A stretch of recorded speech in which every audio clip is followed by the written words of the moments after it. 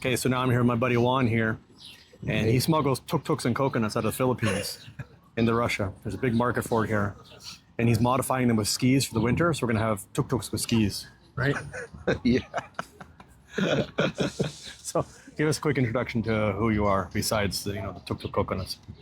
Yeah. So, yeah, my name's Juan Paulo, and I came from the Philippines. I'm from the Philippines.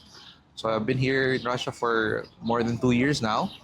I'm a student and taking up my master's. I'm also working part-time. And yeah, basically that's it. And you obviously don't look, well, what people would think is Russian. Of course, we do have Asian Russians too, but most people wouldn't think you're Russian. Do you experience any problems or? Well, the most problem that I've experienced is that those Russians that come from the north, they speak a different language, and those coming from Uzbekistan. So I remember going to this market, Rinok, and this one guy started speaking to me in Uzbekistan, and I was like, I mean, my Russian is not that bad, but I couldn't understand. My Uzbek is really worse. I couldn't understand the thing. Plov. And yeah, they think when you're a bit Russian Asian, you're Muslim, so I get a lot of like salam alaikum, and then but basically that's it. I haven't had any problem with anything like that. And how about the dating scene? You got any? No, the dating scene. Well, oh my God! Like, how would I start? Like, I guess Russian women are curious with Filipinos, especially that we don't have lots of Filipinos here in Russia, like in Moscow, especially here in St. Petersburg. Most of the Filipinos here are 95% they're women because of the work that they do here. Most of them teach English. They work as nannies. They work as cleaners and all of these things. And it's very rare for a Filipino guy to move to Moscow. I mean, or to Russia. And so, with the dating scene, like I guess it's pretty difficult in the beginning because of the language. It's really hard to learn the language. I mean, with my 2 years, I can barely speak Russian, but I can survive. Yeah. And how long you been here total? I went here 25th of March 2 years ago, so it's around 2 years, 3 months, 4 months, something like that. And what brought you to Russia? Was it the women or? Well, The to be tuk-tuk honest, market? to be honest, the first choice that I had was to study in Canada. It was what my mom's choice actually. She encouraged me to take up my master's and to move to Canada. So I waited for like 9-10 months for my visa, but in fact I already paid like around $20,000 for half a year. Because you cannot get your visa processed without paying the tuition fees and everything. So I waited for like several months and they didn't actually give me my visa. So okay, I didn't give up. The next choice that I had was Germany, and same situation. I get my visa from Germany, from Europe, and so like okay, I still didn't give up. And then I came across this university in Russia, and then they immediately gave me my invitation. And after that, like I applied for a visa. After 3 days, I got my visa. After 2 weeks, 3 days. Yeah, it wasn't even. Well, I thought Russia was full of bureaucracy and impossible to deal with. I mean, no, it wasn't even the express one because I could have paid like maybe twice or thrice, and they'll give it to you the next day. And 3 days was okay.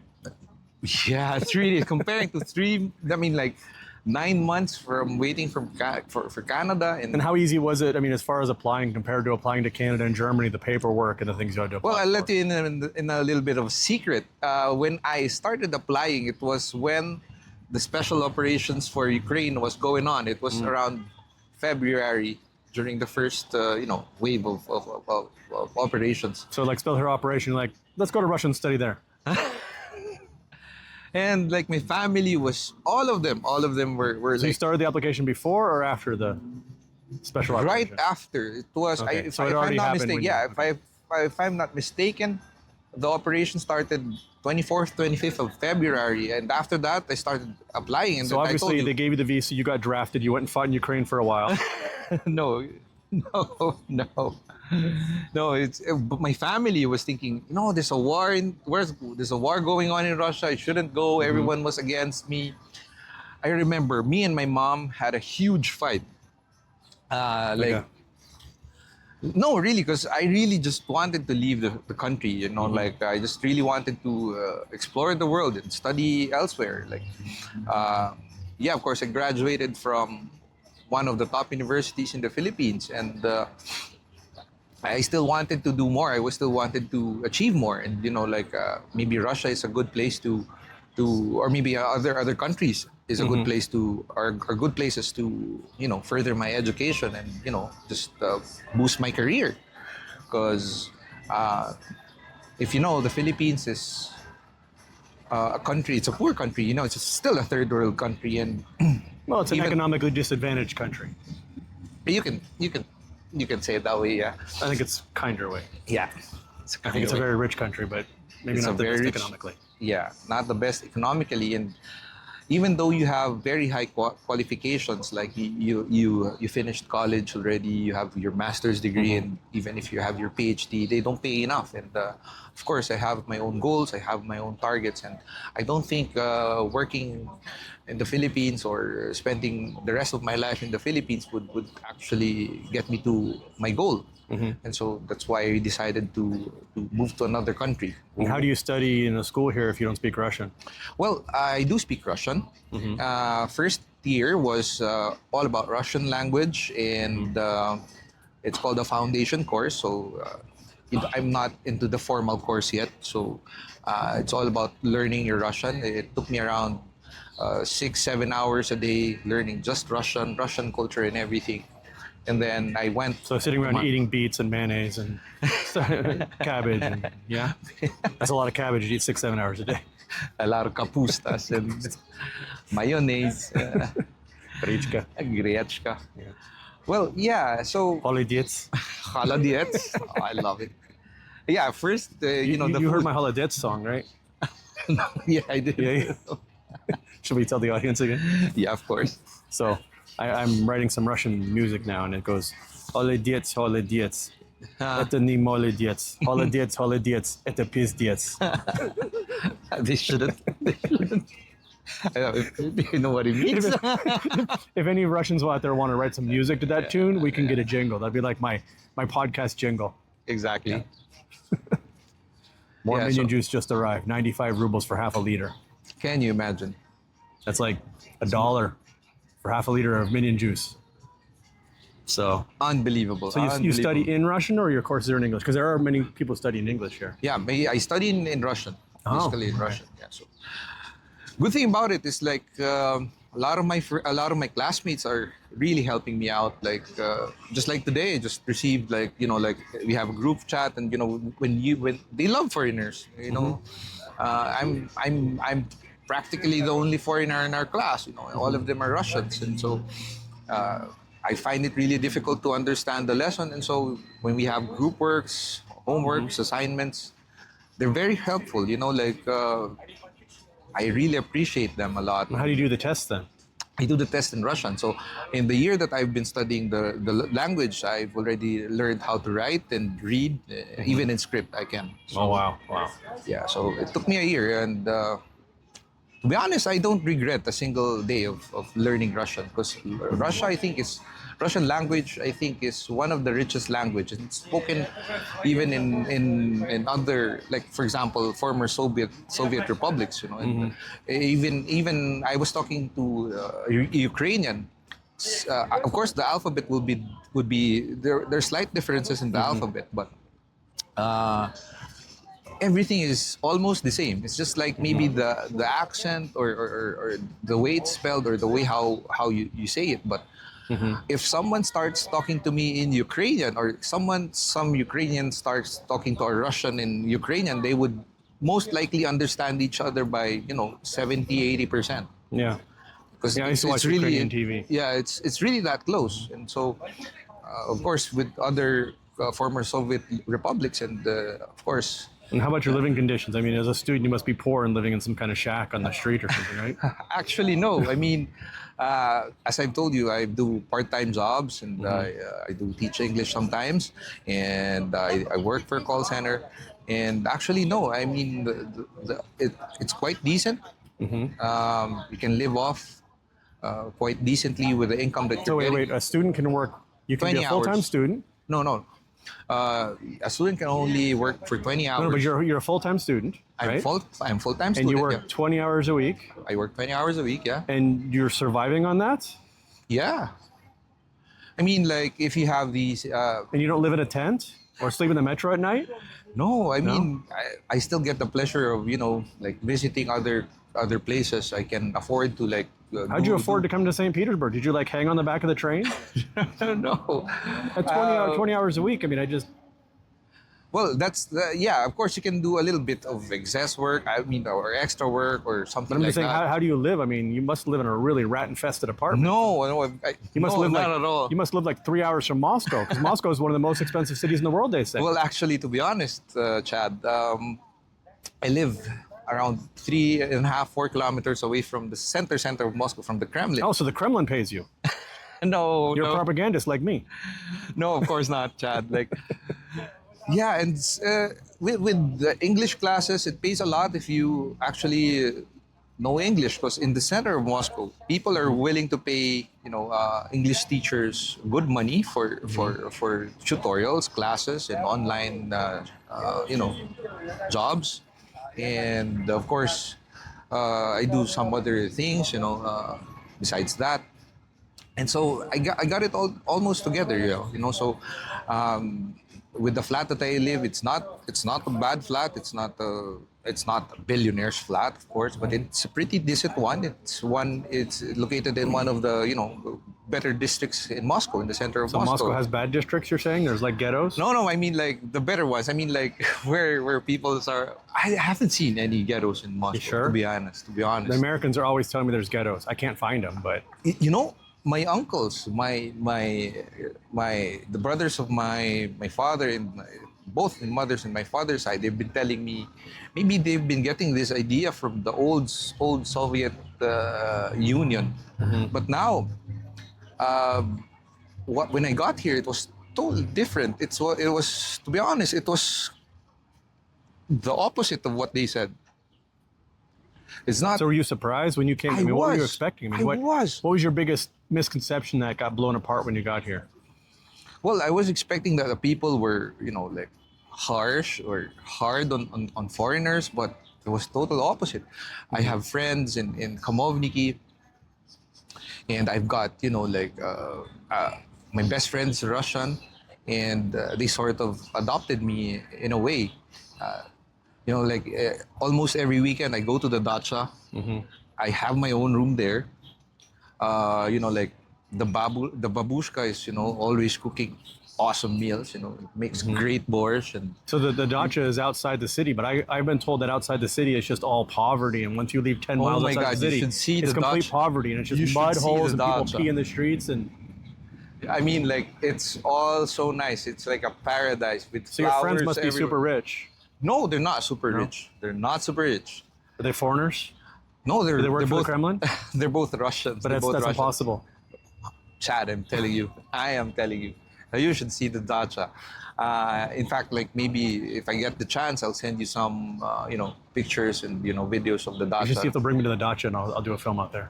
Yeah, for sure. But right now, Do the some babushka, yeah, we do some shashliks, we do the kazan, we do the everything there. Right now, summer, we planted some tomatoes and So you don't have enough for food. You have to zucchinis. plant your own food. No, it's just that we have the babulia has the greenhouse and everything. She plants her own food, and So she's poor. She has to plant her own food. of course not. She has a flat in the center of Moscow that she rents out. So she works for the Kremlin. Of course not. You see that's the thing about people, like thinking about, having these wrong impressions about Russia. It's totally different. When I got here, I was totally blown with what I saw. I mean, like, what I'm seeing now. it's totally different. First place I saw was this was in Widinka, and I fell in love instantly. It's this complex with full of, like maybe at least 10, Hot 20 Russian woman? museums. Full of hot Russian woman.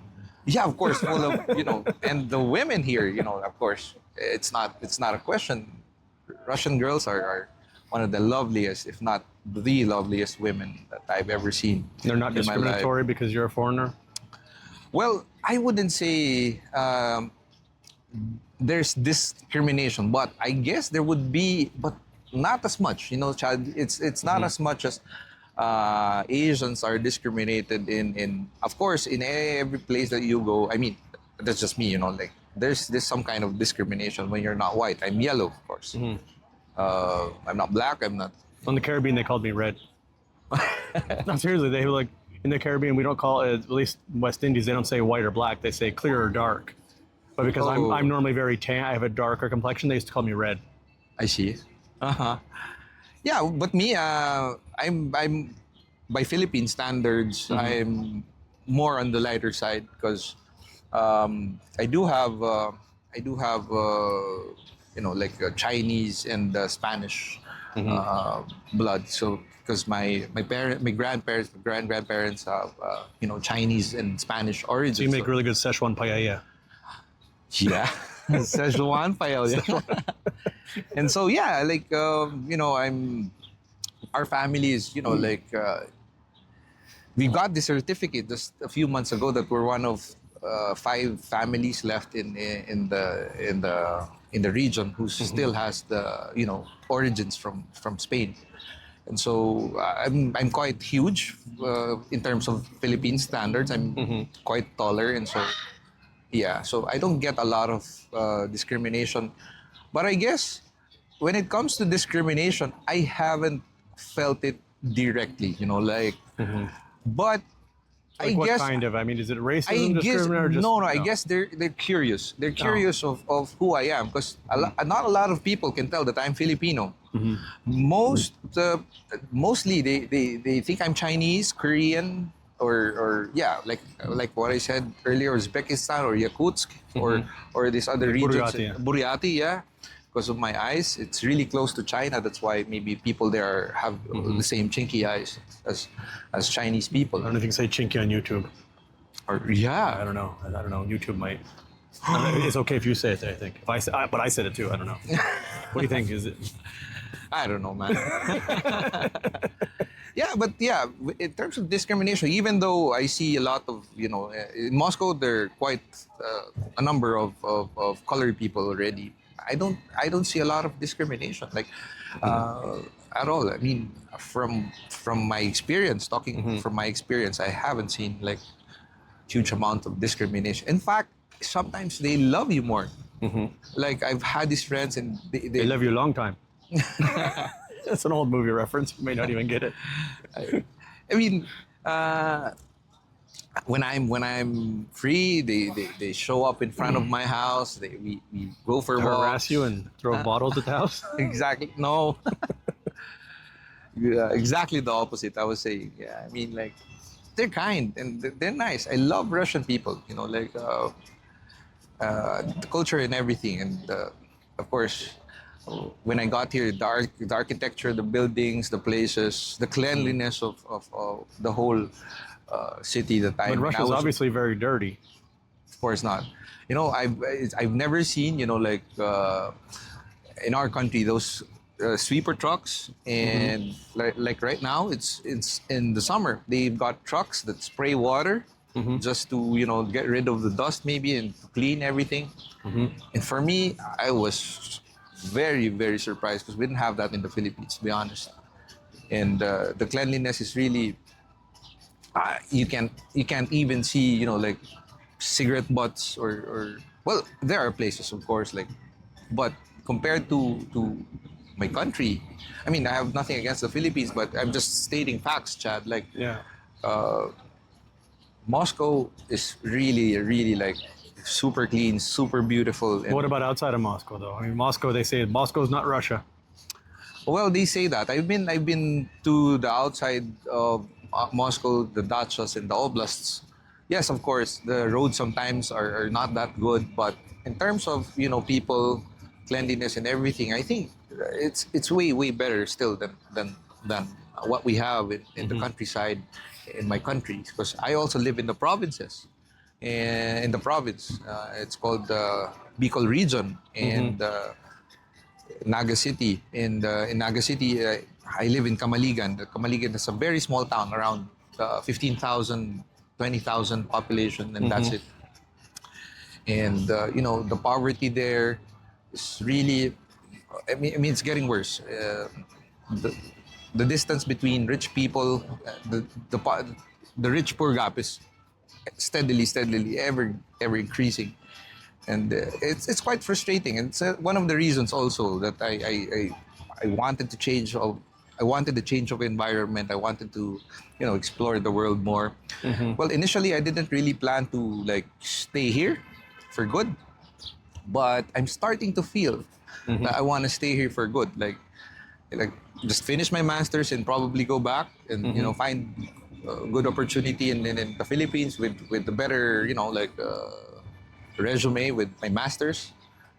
But right now, I'm starting to feel like. And I what are you really- studying? You didn't mention that either. I'm studying actually management, project management, and yeah, that's what I'm trying to do. Climb the corporate ladder. And you with think that. your Russian degree will be usable somewhere else? Well, of course, in Moscow it would be usable, and it's a program. Synergy University is already an international university. It has campuses in Dubai and everything, and so they have you'll have your diplomas, international diploma as well as your Russian diploma. So when I have that, it would be great for me. Won't be a sanctioned diploma? I don't know, probably not. Because for me, I'm not really scared of not getting of them not honoring the Russian degree. Degrees are just for me like the certificates or the diplomas are just papers. When you get to a certain age, it's all about experience, I guess, and what you can really do. You can lie, you can just pretend to have this and that, but when you get to the job, eventually they'll find out if you have the capacity to do so or you're able to do what you say you're doing. And so yeah, for me, I guess I would wanna stay here. I mean, Some pigeons just, a whole batch of pigeons flew up and Yeah, they, just they flew up. threw all the cotton wood from the trees up. We're covering our minion juices. yeah, it's the pollen. Pollen. Yeah. Some kid ran through a batch of pigeons. They all went. So if you were to leave Russia, what would you miss the most? Well, it's really hard to tell. It's really hard to say. I would miss everything. I would miss the country. And for me, leaving Russia would be very hard now. I mean, it would be very sad. I just fell in love with the place. I just fell in love with the people. I just fell in love with the country and everything. I have no words really how to. Well, not the food, of course. The food, I mean, it's not the best food. It's not the best I cuisine. like the food, so I don't know. I think For we have me- everything here anyways. So we have Yeah, and American food, we have Georgian food, we have everything. But I like Russian food myself. So, but I've been, yeah, for me, like, I'm pretty simple. I like my country's food, So yeah, the good thing is everything you can buy here. Like just some ingredients that that's indigenous to the Philippines you can't get. But right now, what I'm seeing from the stores, especially if you go to like this huge like Tagovit centers or these magazines, they have everything already in it. It's not really hard to replicate your national dish. Or for example, if I want to get adobo, I can. There's soy sauce. There's garlic. There's everything that you need basically, and you don't need to go far away. And the only thing everything's we've so had trouble getting are plantains, but apparently Peter Christoph carries them sometimes, but we've not seen them yet. But one of my kids really misses plantains from the Caribbean. Yeah, but Krostok does. Yeah, maybe it can have. Sometimes, yeah. One of the guys from And- Spain says they care, but he's seen it. But I've obviously, yeah, so every time I go there, I look for plantains. But so far, Yeah, but and also for us Filipinos, especially from our region, we cook with so much coconut milk. And yeah. I was surprised. I was thinking I would never taste No, you coconut find it milk. here. Yeah, you find it here. Coconut milk ever again. And when Yeah, I we came here, buy it's it. everywhere. Yeah, it's everywhere. So you can cook whatever you want. But that's why you're And- bringing in the whole coconuts and the tuk-tuks. Yeah, that's why. Well, yeah. So what else can I say? Everything's so green. Everything's well kept. The buildings are well kept. You know, like it's just something with the character of the buildings that they kept it for, like, I don't know. I've seen buildings which were built, I don't know, like 100 years, 200 years ago, and they're keeping it. And that's one nice thing that I really appreciate about, in general Moscow. I mean, in general Russia, especially in Moscow. Well, even like Nevsky Mall. Once you go inside, it's a shopping mall, but they kept the facade. Exactly. So they tore down the inner, tore it because the building was old, and they were given permission to Renovated turn the the inside, yeah. But they kept the facade. So when you go by it, you have no idea it's a shopping mall. I mean, it Exactly. looks like just a historic building, but then you go inside, and it's like, whoa, this is like a modern shopping mall. Yeah, exactly. Like for example, the GUM as well in Moscow. Like like you'd have right before the sanctions. Oh, the of GUM course. is something totally different, but yeah, wow. I mean, you have your luxury brands. It's contrary to what everybody's thinking, that we don't have those products, we don't have everything. You'll be surprised with the amount of like Benzes and Lamborghinis and Porsches in Moscow. Like especially right around this time, it's summer, they can like speed or like drive around Moscow with their huge, with their loud pipes. And you'd be surprised with these cars. You can find them here. Even Rolls Royces and Bentleys, and everything's here. And it's contrary to what people believe, that like we drive Soviet brand cars like the Ladas and the Skodas. Oh, we have them too, but Yeah, but it's contrary to what people say, really. And as I've told you earlier, I've seen my uncles, my family, they have the wrong idea about, even my friends, they have the wrong idea about Russia.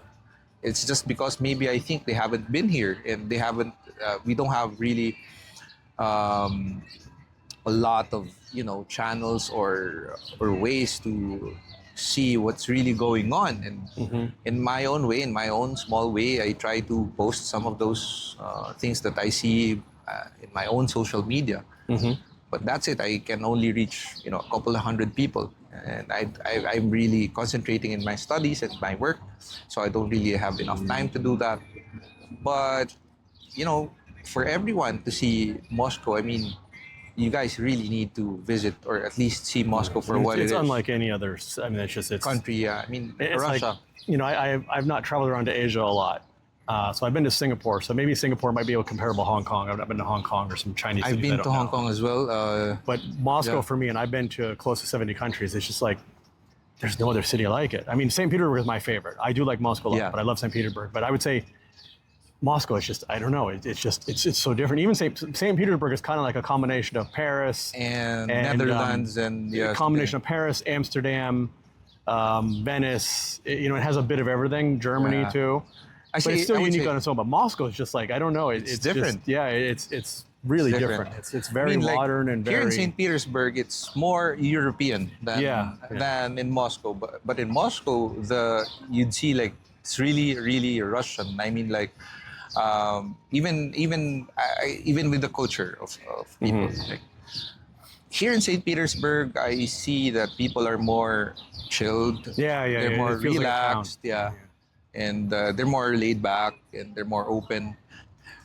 St. Petersburg is, the cultural capital of Russia, and you get a good mix of artists, singers, musicians, and everything. And of course, the art culture here and everything is Yeah, way better than theaters and theaters. LA. and Of course, museums. Moscow has some too, but St. Petersburg is on another level. Exactly, the Hermitage and all these things. And so I love St. Petersburg. I love visiting St. Petersburg. But yeah, we're different. Moscow is still my city, Moscow is Moscow for me. And, well, what else? Like I love about my city, Moscow. You see these things, it's flowers everywhere, the parks, Parks, yeah. I mean, St. Petersburg too. museums. I mean, generally in Yeah. Russia. Yeah, you even you got can go to a more. small city, and there'll And- still be parks. And I see children always playing in the, we call it here the Detsky Ploshad. It's like a, The kids square. yeah, kid square.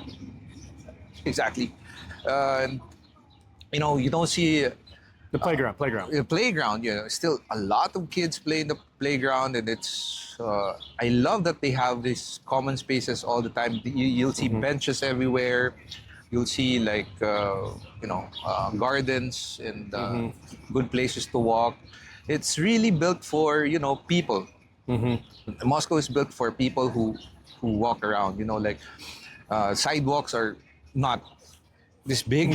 It's really And huge. people are not this big. Yeah.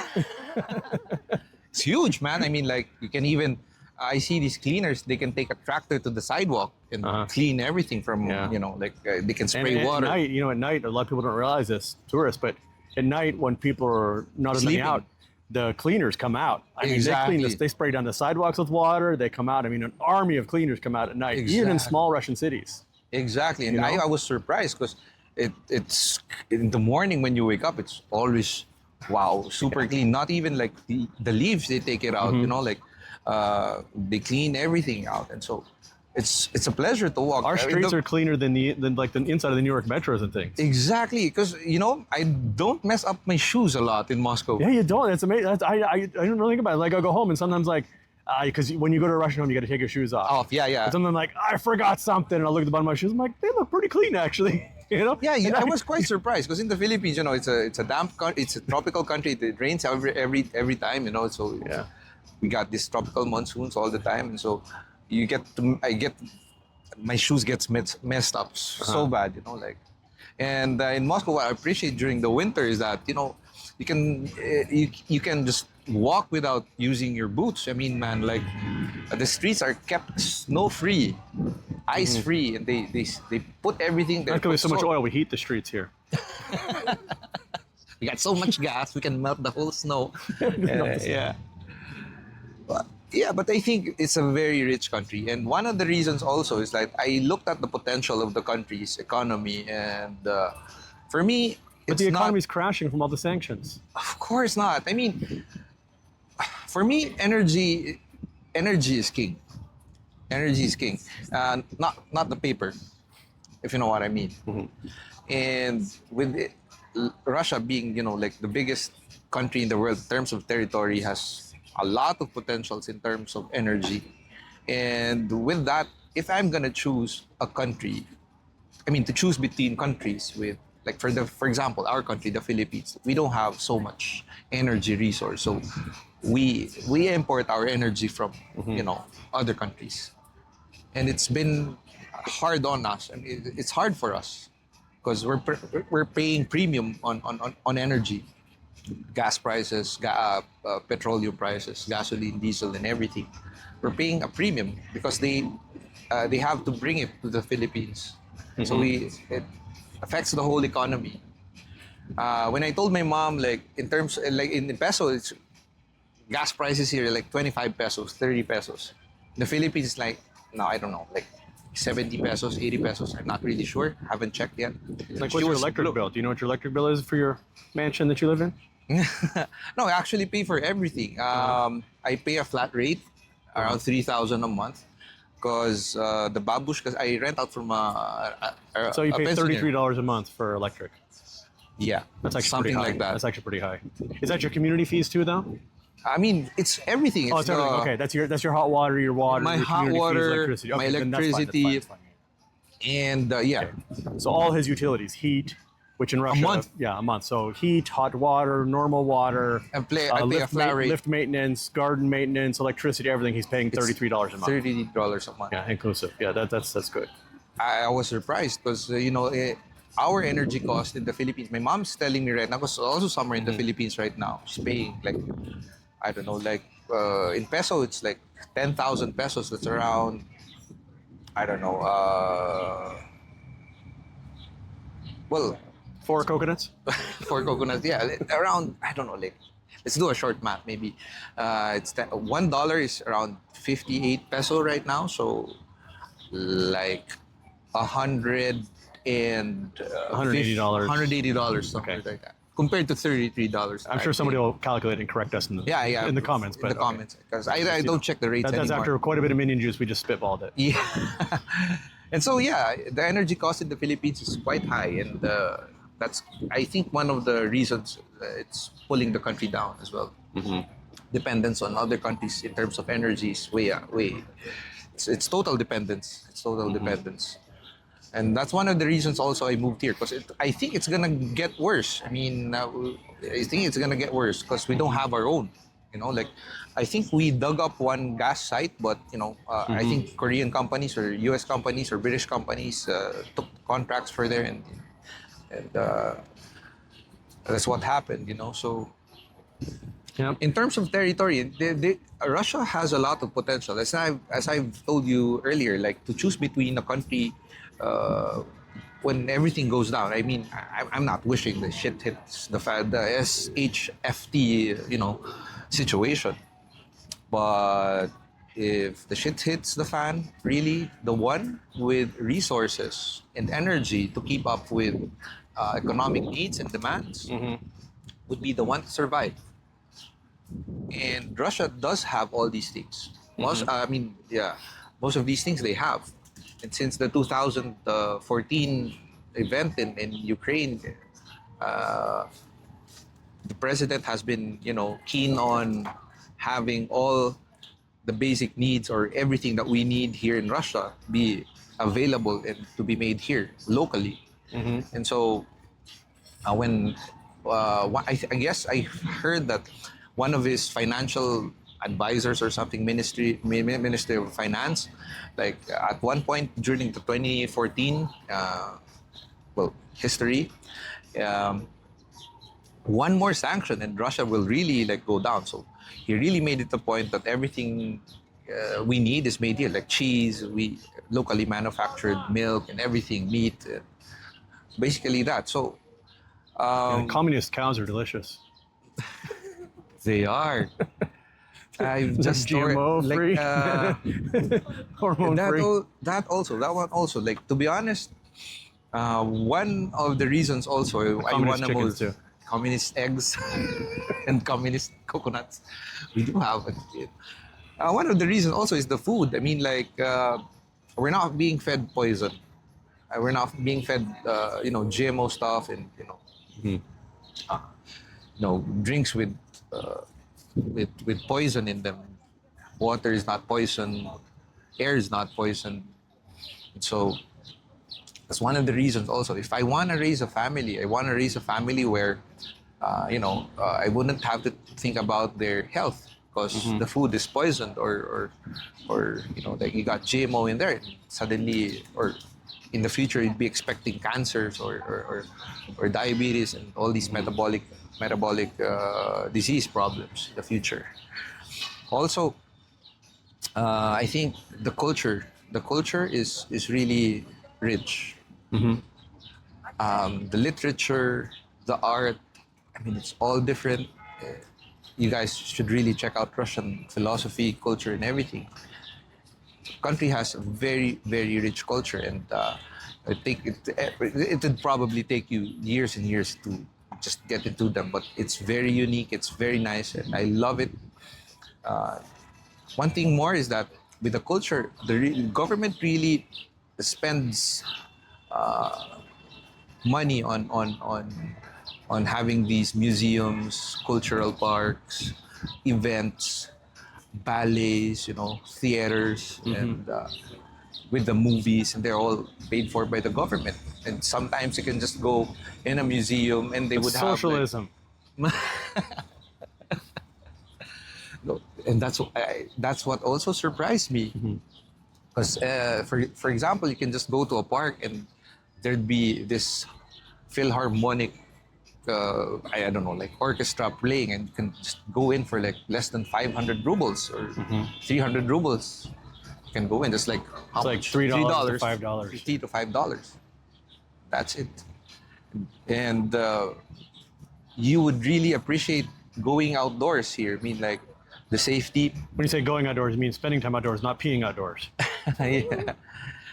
I felt really safe here. Like what I told you earlier during our first interview. Like the safety here is, like you can just walk up to a policeman or you can just walk up to somebody and ask for directions. Because when I got here, I wasn't speaking any Russian. So when I got to the metro, everyone's, if they're not really in a hurry, if they're not late, they'll be willing to show you they'll stop. Open up their phone, find out where you have to go, explain to you if they know. They'll even sometimes go with. I've had like girls or go to me just because I needed to go. For example, I needed to go to this place. I've had people. Okay, I'll bring you there, and that's very surprising for me. It's quite the surprise, to be honest. They didn't try to like slip a Mickey in your drink and take you somewhere. And... No, never. I've never experienced that. Even in bars, like in the Philippines, I've been in bars where when you're quite drunk, they boost your bill. They charge you for things that you haven't really consumed. But I've never experienced that here in Moscow. We do have some scams here, but yeah, we do have. Usually, it's not so much the same scam, but sometimes tourists get it. The scam here is usually a honeypot where you'll hook up with some questionable woman, usually on Tinder or whatever you want to call it here. And they'll invite you to a special bar and get special prices, and the foreigner they're afraid to call the police. But the thing is, if that happens, do call the police, because the police are going to come take care of that bar. Yeah, but a lot of foreigners are scared of it. That does happen here, unfortunately, but it's not as bad as even, I know, like in Czech Republic, it's really bad in Prague. And in Turkey, it's really bad. It does happen here, but it's, as long as you know what you're doing, don't go off to a strange place without looking at the menu. Yeah, but it's not super common, but it does happen to tourists sometimes. Yeah, it does happen. I mean, we cannot deny the fact that it does happen, but it never happened to me though. I've been quite defensive about my, careful about my dealings here. And one thing that helped me, I guess, was having true Russian friends. Like true friends who are Russian who really care about you. And they'll here, tell the you. Nightclubs are more likely to do that here. The pricing thing here. Some of the nightclubs are a little. Yeah, I mean the nightclubs here.